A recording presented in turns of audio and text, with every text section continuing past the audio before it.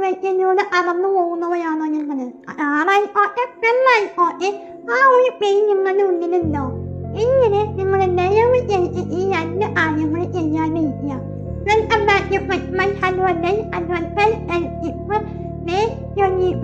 അപ്പൊ ഒന്നാമത്തെ പറയാനുള്ളത് നിങ്ങൾ കോഴിപ്പയിന് ചെയ്യാതിരിക്കുക. കാരണം നിങ്ങൾ ജലമൂട്ടിയെ തൂങ്ങിച്ചാവുകയും ഒക്കെ ചെയ്താൽ നാട്ടുകാർ നിങ്ങളെ നോക്കി ജീവിക്കും. നിങ്ങൾ ഇട്ടിട്ട് പോയവരാണെങ്കിൽ അവർ വേറെ പോയി അതിട്ട് പൊളിച്ച് ജീവിക്കും. നഷ്ടം നിങ്ങൾക്കും നിങ്ങളുടെ വീട്ടുകാർക്കും മാത്രമായിരിക്കും. രണ്ടാമത്തെ വഴിക്ക് നിങ്ങൾ അവരുടെ ബാക്കിൽ പോയി ചെല്ലരുത്. കാരണം അവർക്ക് നിങ്ങൾ ഇഷ്ടമല്ലാത്തത് കൊണ്ടാണ് നിങ്ങൾ ഇട്ടിട്ട് പോയത്.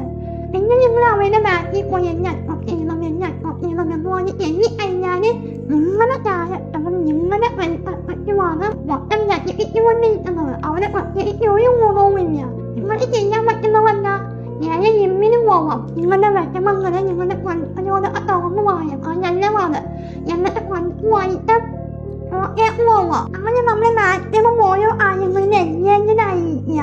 നമ്മുടെ മൈൻഡിനെ നെഗറ്റീവായിട്ട് തോട്ട് ചെയ്യാൻ അവസരം കൊടുക്കുമ്പോഴാണ് നമ്മൾ അവരെ കുറിച്ച് ആലോചിച്ച് ഓവർ ചെയ്ത് വിപത്തിലേക്കും പല വർഷങ്ങളിലേക്കൊക്കെ പോകുന്നത്. അപ്പൊ നമ്മൾ ഓവർ ചെയ്യാനായിട്ട് ടൈം നമ്മൾ കൊടുക്കരുത്.